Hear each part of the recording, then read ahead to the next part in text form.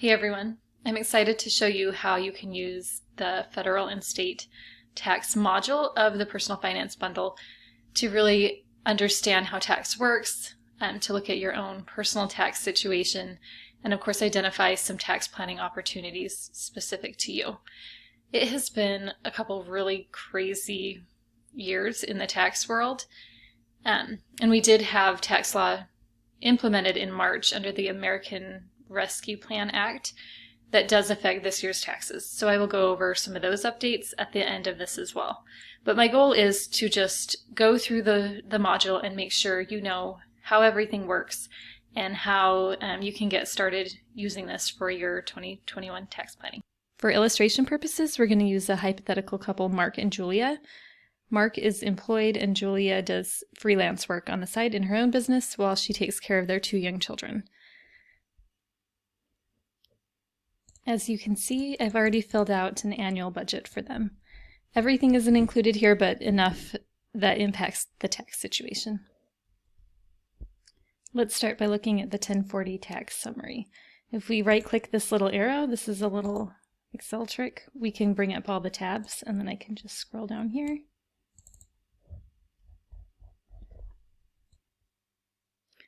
The first thing you'll want to do is to look at your tax filing status here and your dependents. This isn't currently linking to the input sheet, the updated one will. But just make sure that you have those in there, and then you are free to relabel your scenarios if you would like. So the budget-based one is just indicating that it's straight pulling from the budget or the cash flow. And then scenario 2 you could label as something like Roth conversion analysis or something like that. So there are 2 ways to fill in your data so that it pulls correctly for the income tax projection. If we look back at the annual budget tab, you'll see for this example I do have it entered pretty detailed. So each month you would update your detailed cash flow information. So for example, if you use YNAB, you would export that information and pull it into here in the Transactions tab. And then you would have a mix of this annual budget and the annual cash flow. So if you were in June, you would have actual information through May and then estimated information from June to December. The other way is you can simply enter annual totals in one of the columns. So I suggest either using January or December just to make it simple. But make sure that you capture the minimum amount you need that affects your taxes. So that includes all of your taxable income, your salaries and wages, and make sure those are broken out between the gross and deductions, like here. Interest income, dividend income, alimony income, or alimony paid if applicable, and then pension income. Just think through all of your income sources. The exception to income is that capital gains, business and rental income will need to be entered into the tax worksheet separately. These are a little bit different for tax purposes usually than just straight up cash flow. So that's why that's required that way. Other things to keep in mind are tax deductions. IRA contributions would go here, HSA contributions outside of employee contributions directly by payroll, medical expenses, mortgage interest and student loan interest will pull from the debt module, so that's important to note. There are amortization tabs, so make sure those are filled in as well before you start your tax projection. And then another thing to note is the tax payments will also pull in. So let me show you those. Those are here. So that's under these estimated payment categories for federal and state. All right, if you go back to the 1040 tax summary, you'll see that their income is a mix of wage and business income. So they have that here, and then you'll see a small amount of student loan interest. And then they are taking the standard deduction because that's greater than their itemized deductions. The first thing that you need to do after you input your information is to compare this tax 1040 summary with your most recent filed tax return. So as I have stated, this spreadsheet does not cover every single tax situation, every additional tax deduction or credit. And then, of course, the more similar your financial situation is in the current year that you're analyzing to the tax year you're comparing against, most likely last year, the easier it's going to be to compare. I have listed the form names here on the left because I've kind of just included this all together as one big thing. So you'll see like Schedule 1. This also says Schedule 1. Yes, both of them are on Schedule 1. Schedule A, I'm doubting myself. Schedule 2. So when you're looking at your tax return, you will need to flip back and forth between those pages. So if you see anything that's drastically different, that's when you want to stop and see, do I have this situation this year? And how does this need to be reflected? Simply just go line by line on your return. And then, of course, check the detail, check the bottom line as well to make sure that makes sense. So if we're looking at there's some amounts they owe, that probably does make sense because of, we're going to say that Julia's business income was higher than she expected and higher than last year. And so it makes sense that she's going to, for now, owe some additional tax. If you do have questions about how something should show up, you're welcome to email me. Let's first start looking at income. So we saw that most of these things are pulled from the cash flow.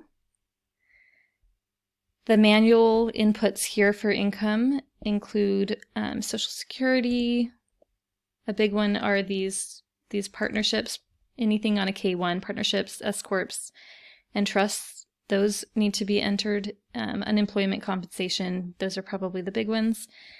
And then there's a few income items that are pretty common that are going to require some additional details from another tax tab. And we're going to go through those. I've had quite a few questions on this, so I just want to note that the business income and the rental income on the annual cash flow tab, those are specifically meant for distributions from those activities. So ideally, you're going to keep your business and your rental finances separate from your personal accounts.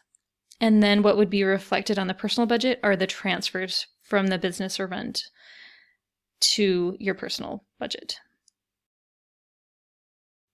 These amounts can be substantially different, so that's why it's best to just keep these two things separate.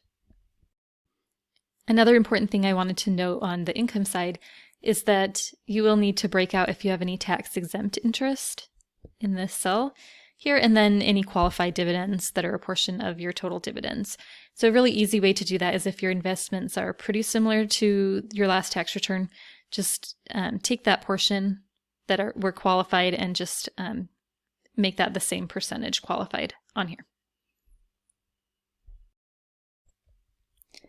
For those that have sole proprietorships or single member LLCs, those are reported on Schedule C. And that there's a separate section. So here's the Schedule C. And then here's the business inputs with this example here, where you can estimate income throughout the year, very similar to how the annual budget and the annual cash flow sheets work for the rest of the workbook. In the Schedule C tab, you'll want to make sure that the owner is marked. That's important for self-employment tax. So we've got this with Julia and her consulting business. And then there is a spot that defaults to Mark that we just have blank because in this example, he does not have his own business. Essentially, you can just set up this detail with categories you're using in your bookkeeping software and then tie those to the tax category here. So here we'll say that maybe she uses QuickBooks and these are the categories in there. And then we've picked a tax category that it will pull into for purposes of this tab.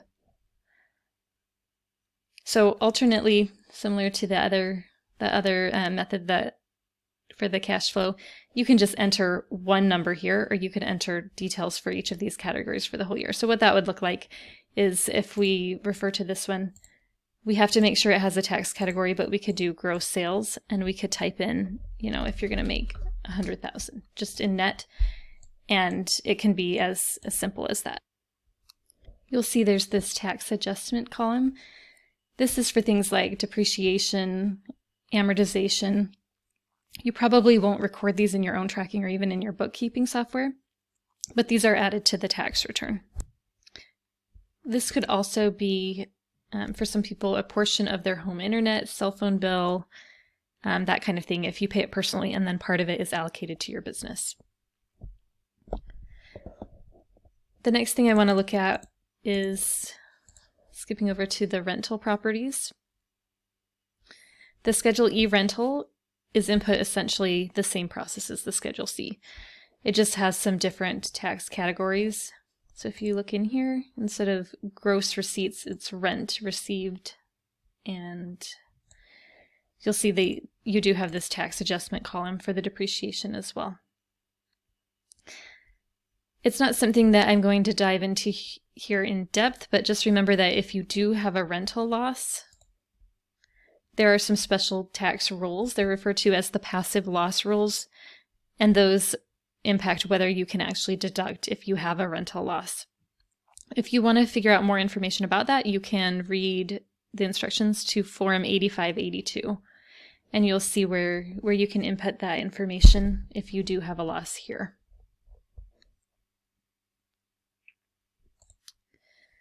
The next thing we'll look at is Schedule D. So for the sale of investment properties such as stocks, mutual funds, etc., you'll use Schedule D. Similarly, you can enter these sales in total, or if you only have a few, you can enter them throughout the year when you sell the securities, so you have that detail. For example, you could enter if you sold Apple stock. You could put Apple here, the date you purchased, date of sale, and maybe you sold it for $100,000 and you paid $50,000, and then that's gonna give you your overall gain of $50,000. Another way is you can just enter the total here. So you could enter proceeds and cost basis, and then it will just calculate that gain for you. Be sure that you enter them by whether they are short-term capital gains or long-term capital gains. And then also remember that if you have a carryover from previous years, that you enter those here. So there's two spots for that, because we always have to separate the short-term and the long-term capital gains and losses. Going back to the 1040 tax summary, let's look at some of the deductions and the credits.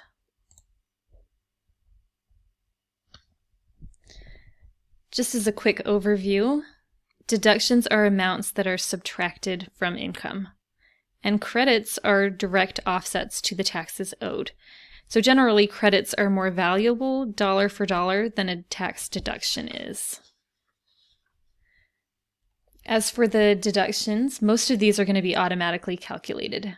However, there have been some changes mid-year to some of the bigger credits, specifically the child tax credit and the dependent care credit. Those are both greatly expanded, and so I am going to cover that at the end of the video.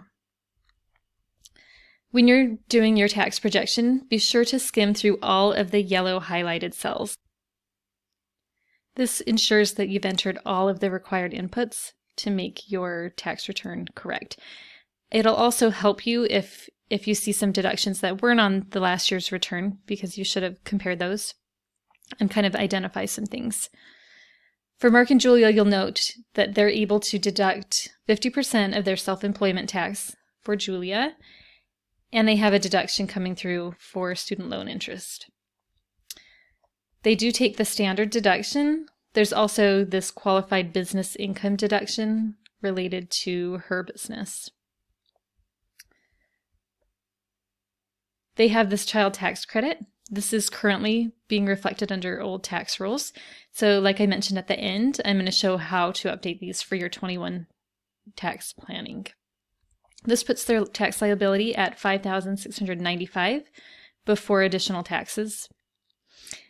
And I want to mention just a few items here. Some of the things that should be manually entered to pay attention to. They include self-employed health insurance, which is up here. IRA contributions, especially if they will be made between January and April of 2022, if that's when you prefer to make them. It will pull things in from the cash flow sheet, but since that will be in next year's cash flow sheet, that's why you need to enter those. Non-cash charitable deductions is a big one if you itemize. Down here, that'd be gifts to charity other than by cash or check. And the dependent care and the savers credits are ones also to specifically look at if those apply to you. So those are here. And currently these are showing as you'd need to calculate them and put them in, but I do have those calculations for you. So at the end when I go over these tax updates. Okay, so going back to Mark and Julia, you can see now their other taxes. Here they just have $4,729 in self-employment tax, and that's being added to this $5,000 liability. Other examples of common other taxes are the additional Medicare tax on wages. Those two are both going to be down here, and the workbook will calculate those. Another one is the net investment income tax. Both of these apply to higher income taxpayers, but they're pretty common. Once you get through these, you're going to see the total tax here. This is your net tax liability after credits and after other taxes that you owe. Then you'll see your tax withholding if you're employed, your tax estimated payments, and you'll arrive at the amount that you owe or the refund that you're expected to receive. So those are going to show up on different lines depending on whether it's a refund or whether you owe. Let's talk here about estimated payments, everyone's favorite. First of all, who is required to pay estimated payments? Basically, if your withholding from employment doesn't cover all your tax liability, you should be paying estimates on a quarterly basis. There are some safe harbor rules that we won't get into, but if you will end up owing tax, the general rule is to pay in estimated payments. If you don't have an employer at all, you're especially going to need to make sure you have a really good handle on estimated payments. This sheet considers the current date, how much you've already paid in taxes, including how much you expect to be withheld, how much you're expected to owe for the year in total, and then it determines how much you should pay in each quarter to ensure you don't get hit with underpayment penalties. There is a small glitch that I need to fix with some of these amounts paid for each quarter. It's also pulling them in from the annual budget sheet, so even if it hasn't actually gone through, those are being pulled in. There's a pretty easy fix. You can just, if some of these showing is paid and they're not quite yet, you can just manually enter those as 0 instead. This is one of the most stressful things for business owners. I know many people just take a certain percentage, like they just say 15% or 20%. And they take that out of their income and stash it away for taxes, and that's a totally fine way to do it. But I feel like those people always have this level of uncertainty and relief when their taxes are filed. So a more accurate method will definitely help you avoid that surprise tax bill or that uncertainty until, April when your taxes are filed, and then you can kind of breathe a sigh of relief. This does include state tax estimates as well, and we're going to look now at the state tax template.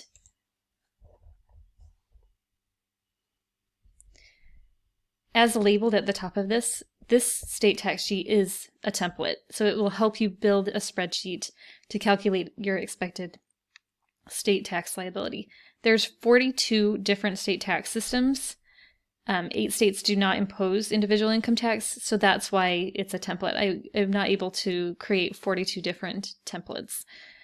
We're not going to go super in depth, but I wanted to show briefly how it works.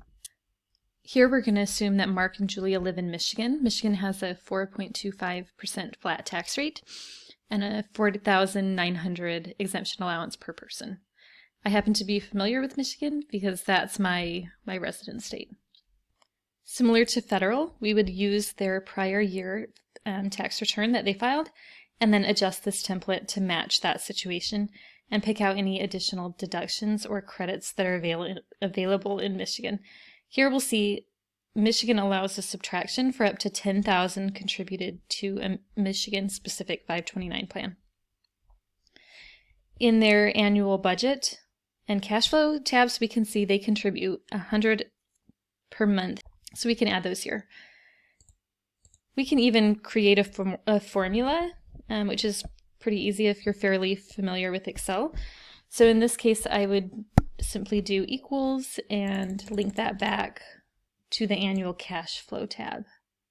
So you always want to link to the annual cash flow tab because that's going to be actual data. It will pull in the estimates or the actual.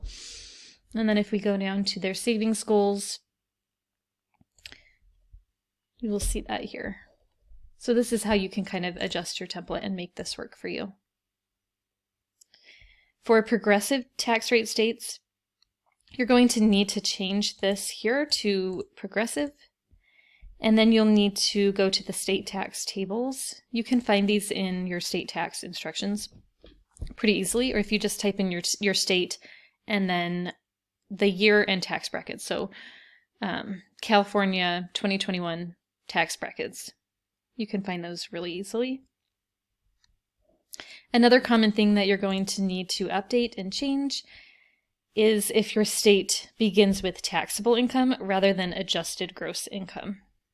So that's another fairly common one. That would adjust any additions, subtractions, and that would do away with usually these deductions here. The rest will be substantially similar to the federal. There's the credits, the payments, those pull in, of course, as we looked at from the cash flow, if you enter those consistent, and then amount owed at the end. So that's a pretty brief summary of how to use this workbook to calculate your current year tax liability. Now that we've looked at that and we have confidence that it's reflecting our actual tax situation, let's move on to using the workbook to run scenarios and look for tax opportunities. We'll go back to the 1040 Tax Summary tab.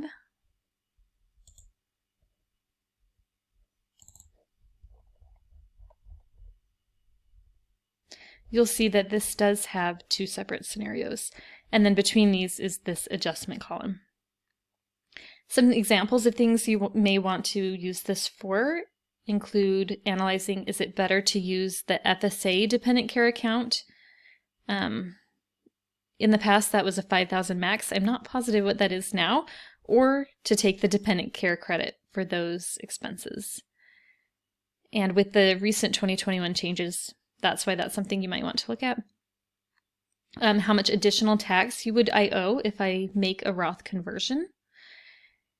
If I make a traditional IRA contribution, how much is that going to save me in taxes?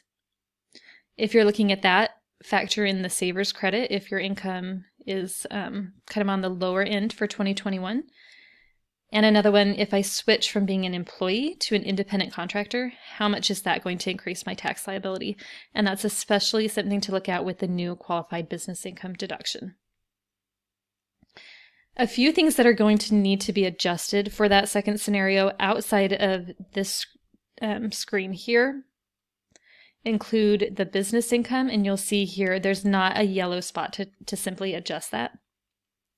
And that's the same for rental income and capital gains and losses. If we look at those here, you'll see the adjustment column is actually within the detail of the Schedule C, the Schedule D, that would be this column here, and Schedule E is similar to the Schedule C. Let's go over to the tax overview tab. This has some key information that you're going to need, and it can reflect either scenario 1 or scenario 2. The first thing is this quick breakdown of your federal income. This is pretty straightforward. It's just helpful to see this outside of the complication of the tax forms. When we can look at this overview, we can kind of do a common sense check as well. does it make sense that my taxable income is $116,000? Does that reflect our situation? And does it make sense that I have $4,000 in credits? Yes, that makes sense. The other tax. So you can kind of just look at that really quick.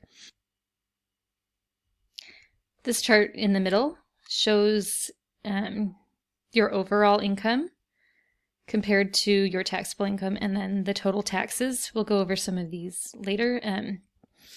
This down here is a detailed analysis of your tax brackets. So understanding progressive tax rates and how that works is the absolute key in doing any kind of tax planning. This is something that's very, very widely misunderstood. So I want to take a deeper look at these tax brackets. And note, you can see these in the key tax inputs tab as well, so that you can kind of familiarize yourself with what these tax brackets look like.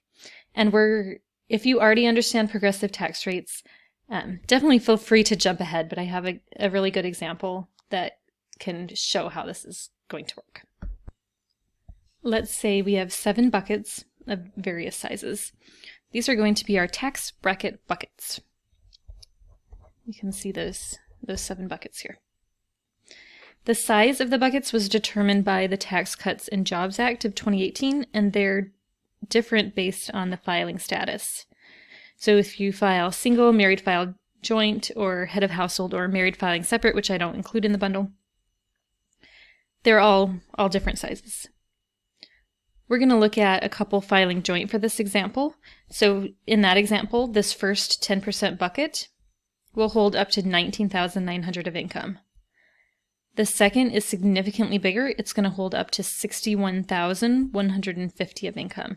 And I want to note that's the difference between the $81,050 and the $19,901. Because that's the income that's included in this bucket. The $81,000 is not included because $19,900 of that was included in the smaller bucket. Okay. The third one, this 22% bucket, is going to hold another $91,700 of income. We're going to ignore the other 4 buckets for now for this example, but know that they're here and they hold different amounts of income. We have a faucet up here that's running a set amount of water. So that's going to represent our taxable income that's going into these buckets. For our example, the taxable income for Mark and Julia, who are filing joint, is $82,720. So we'll see after all of their deductions, here's where their taxable income is, $82,720. This is going to fill up the entire 10% bucket with $19,900 of that taxable income. Then that bucket is going to start overflowing, and it's going to start going into the second bucket, the 12% bucket. There was $62,820 of income left after that 10% bucket was filled. So the next $61,150 is going to fully fill up the second bucket. And after that, there's $1,671 remaining, and that's all going to go overflow into the 22% bucket, the third bucket. Now, if there's any additional taxable income, it would keep filling that 22% bucket until it was full, and then go on and overflow into the next one. This is exactly how progressive tax rates work. The first bucket is taxed at 10%, the second at 12%, the third at 22%, and the rates continue with other remaining buckets up to currently 37% here. This is a bottomless bucket. That's why you don't see the bottom. It's really important to note that when you reach that first $19,900 and the first 10% bucket was filled up entirely, it did not cause all the income to be dumped into the 12% bucket. It remained in that bucket, and then only the excess started to overflow into that next 12% bucket. So likewise, for someone with really high taxable income, they are also going to have a certain amount of income that's taxed at those lower rates. So someone making literally millions of dollars still gets to have that first amount of income taxed at the 10% rate. It's only the additional income that starts to be taxed at higher rates. It's really common to hear people that are hesitant about getting a big jump in salary or a raise because they're worried about now having to pay this much higher tax rate. So that's why it's really important to know this. Your base income is still going to be taxed at those lower rates. So it's not going to jump everything to a higher rate. The bucket that your next dollar of taxable income is going to be poured into is your marginal income tax rate. So if you go back to the overview, you can see your marginal tax rate. So that is here. In this example, as we saw with the buckets as well, they have just a little bit in that 22% bucket, and any additional income is going to go into overflow into that 22% bucket. Another great feature of this that will help you with your tax planning is you can see how much room is left in your current tax bracket, aka your tax bucket. So you'll see here they still have a lot of room, Mark and Julia, in their 22% bucket because they barely had any income go into there. So they have $90,030 still of income that they can receive and be taxed at 22% before it will be jumped up to the next tax bracket. So if we go back to this graph, you'll see that reflects this situation as well. So you have the first 10%, then the next 12%, and you can hopefully see this tiny little bit taxed at 22%. Now, capital gain brackets are a little bit different. So this is for things like qualified portion of your dividends and long-term capital gains. So those are those investment gains held for a year or more. These have their own brackets, but they're also partially dependent on the ordinary income brackets. So let's look at an example here, because this is just a little bit complicated. You may have noticed I did add a second scenario here, and that's what we're going to look at. So I decreased, overall income. I just made it easy and put it under other income. I decreased their income by $10,000, and then in these Schedule D inputs, I added $10,000 of long-term capital gains. So you'll see here their taxable income is the same. That's because I subtracted 10 and I added 10. I just changed the type of income that it is, which will, as you can see, does change their tax.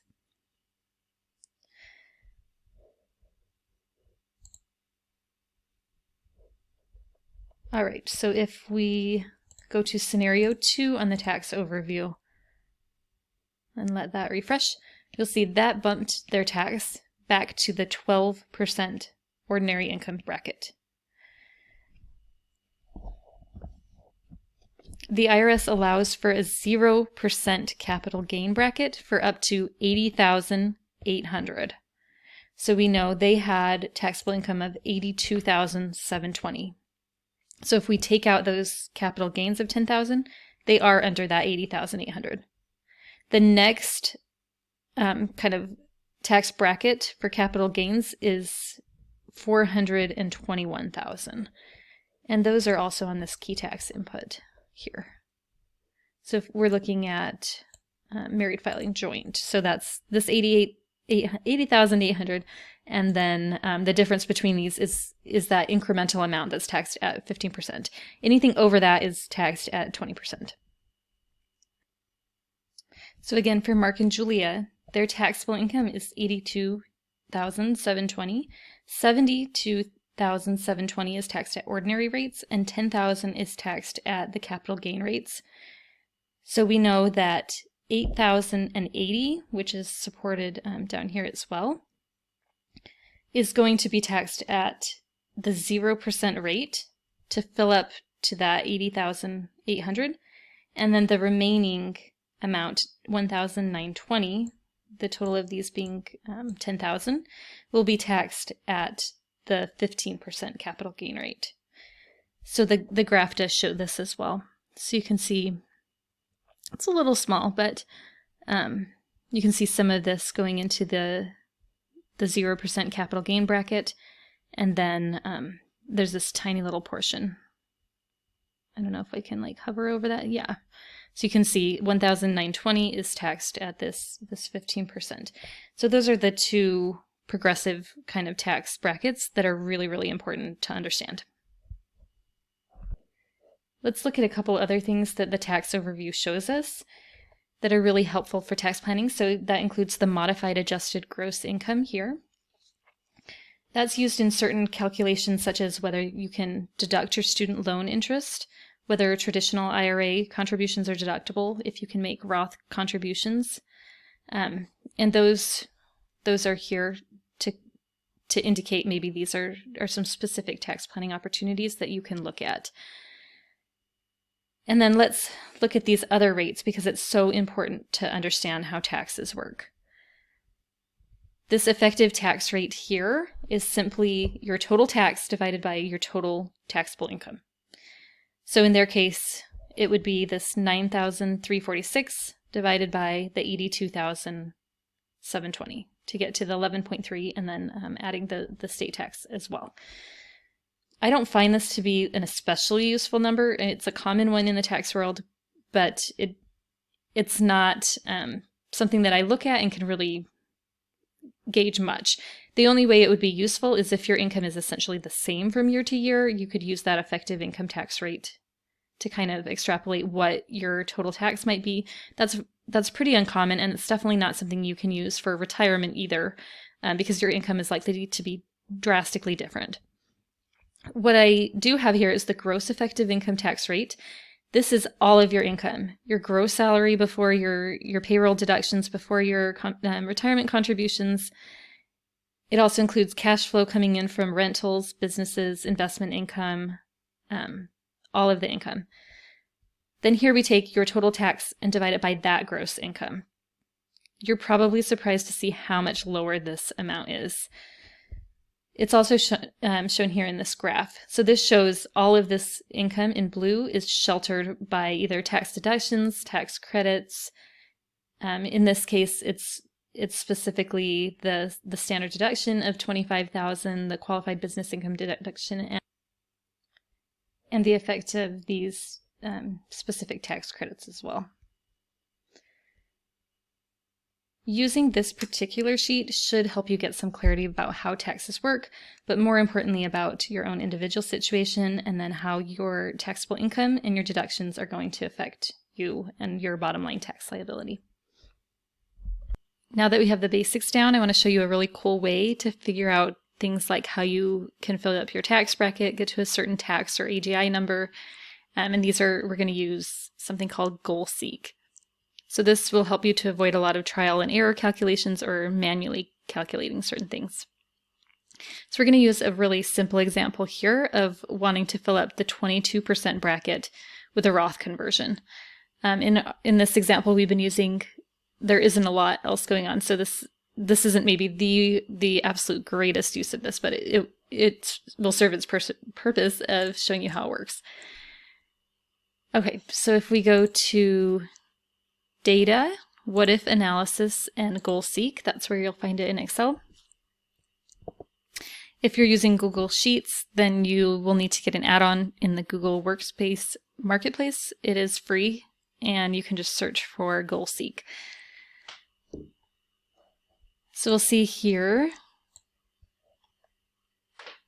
we're going to set which cell we want to be at a certain value. So I'm going to set this taxable income in the second scenario and say that we want that to be $172,750. And the reason I picked that number is that is the number that is the top of the 22% tax bracket.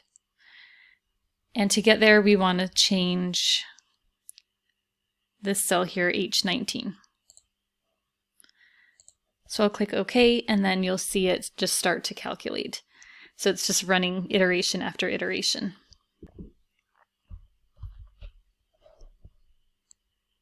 So that just took a few seconds. I didn't keep it on the whole time. But you'll see that number filled in, and that's 90,030. If we look at the tax overview,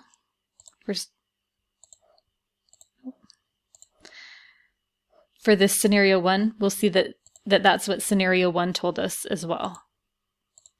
If we go to scenario 2, you'll see there's nothing left now. And the next dollar would be taxed at that next tax, that tax rate of 24%. So that's kind of the basics of how to use GoalSeek. So depending on how complicated of a thing you're trying to figure out, it can take several minutes to run all these different iterations. Some examples of what you can use GoalSeek for the tax purposes include determining the maximum amount you can earn in income to get the full QBI deduction. You can analyze optimizing IRA distributions to stay in your tax bracket. So if you're just a little bit over into the next tax bracket, you can optimize that, similar to what we did with this Roth conversion. Optimizing HSA contributions, or it's especially useful anytime there's a credit involved when you're trying to optimize your income to avoid starting to get into that income phase out. So it does require a pretty good understanding of both Excel and of especially taxes, because you'll need to kind of back into that number that you're looking for and then run this GoalSeek. So a little bit more of an advanced use for that, but something that I think is pretty cool. I wanted to stop here and go over some of the frequently asked questions, a few things. The first one is that I get a lot is, what if I have a partnership or an S corporation? So there is a little bit more input needed. And if you have multiple, it's going to require you to add in some detail and add a few things up. The amount that you expect to show up on your K1 is included here in this 1040 tax summary. So that would be the total of all the partnerships here. On the next slide, the total of all the S corporations, the total of all the trusts. So that would be ordinary income, I should note, from the trust, because any of the interest or the dividends coming off of those trusts need to be added to, especially if there's qualified dividends. So just keep in mind the type of tax that it's subject to. And then if it's a partnership where you're subject to self-employment taxes, you're also going to need to enter that into the Schedule SC inputs. So this is, again, why you should be looking at last year's return and make sure that all of these things are showing up. Okay, and the reason that you need to manually enter this is you have to put which person it is, because there are limits based on each person, and those are what's shown right here.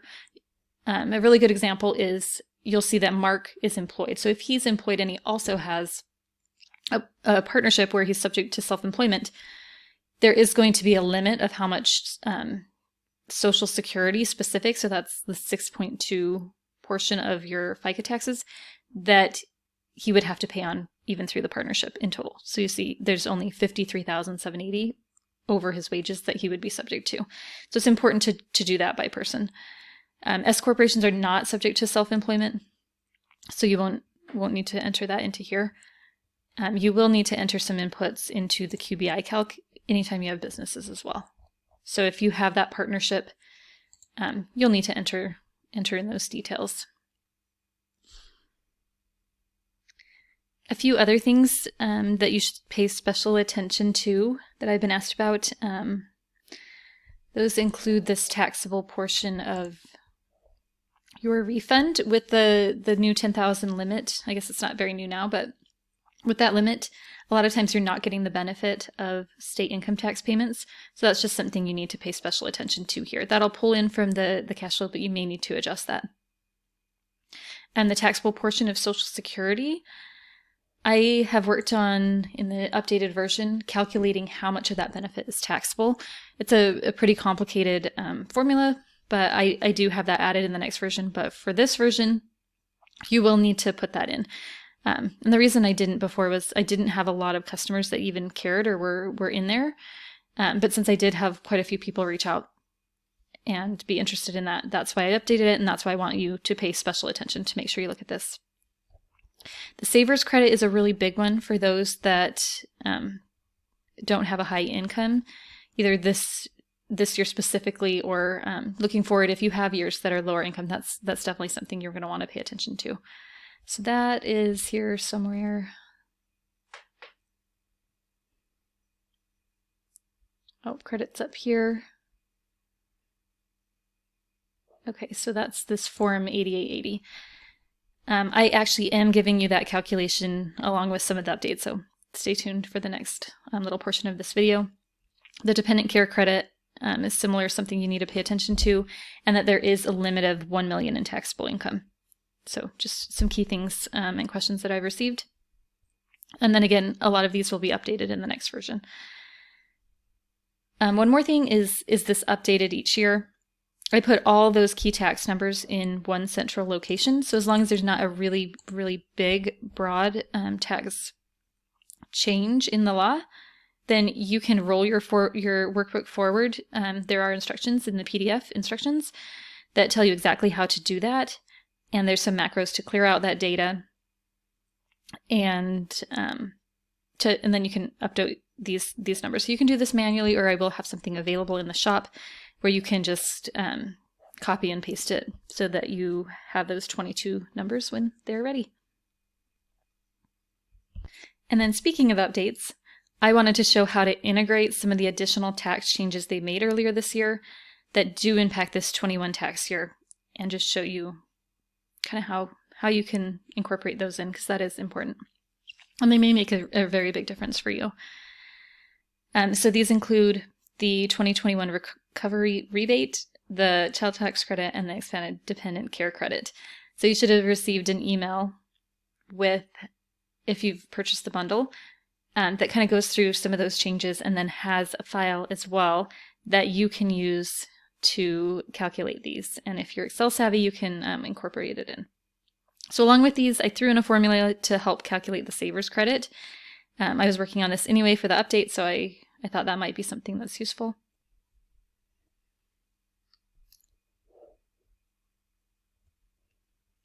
Here is that little add-on spreadsheet here with the tax credits. And you can simply just copy the whole thing, and then you can see I did enter it, copy and paste into this user customized sheet, so I can kind of just show you how I can quickly use this for this example here with Mark and Julia. If you do link it, I just want to make a note, because I'll be linking a couple things later, that if you roll it over to 22, a few of these things like the recovery rebate is only going to apply to 2021, and then the child tax credit and the dependent care credit are only applicable to 2021 as well, at least for now. That is something that's kind of expected to be potentially renewed for other years, but we don't know. So that's just something to think about.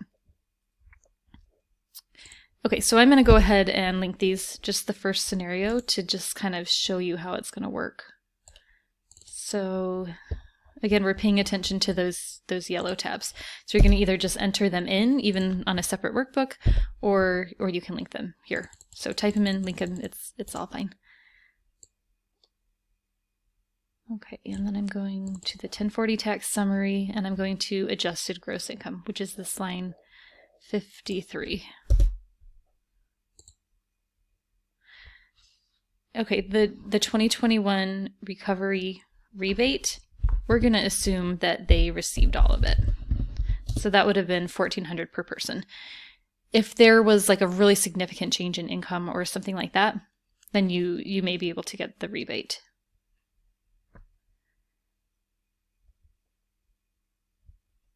Okay, and if they had an amount here, I would have gone ahead and linked that kind of like as an extra payment on their 1040 tax summary, so that it increases their refund. But I'm going to ignore that one because it did not impact anything.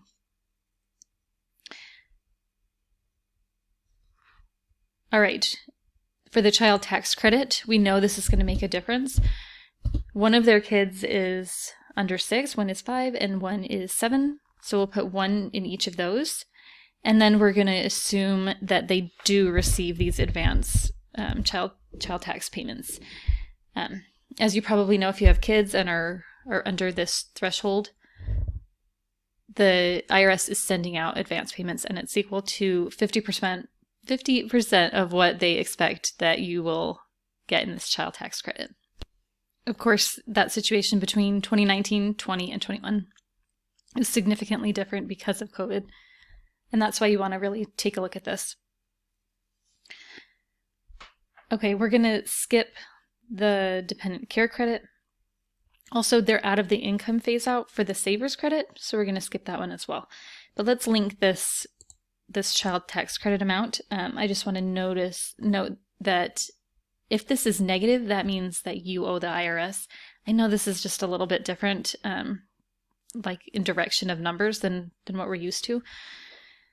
So we're going to link this credit as a negative cell E, whatever that is. So let me just go through that really quickly. This is kind of a point I want to make as well.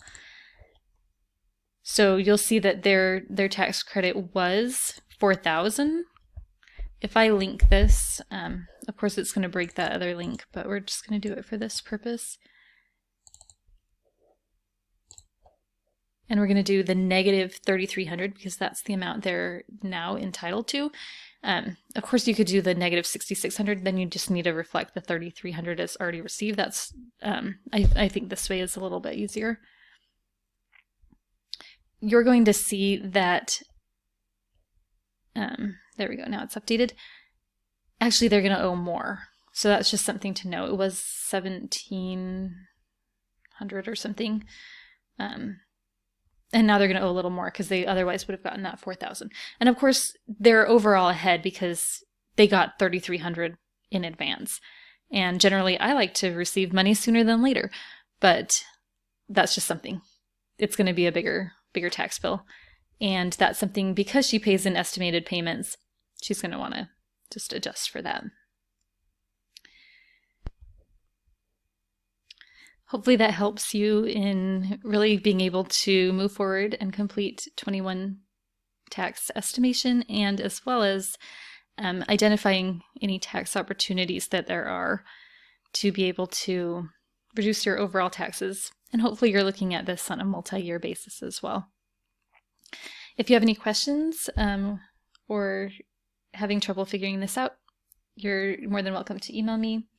Again, my email address is contact@makingyourmoneymatter.com. All right, thanks everyone.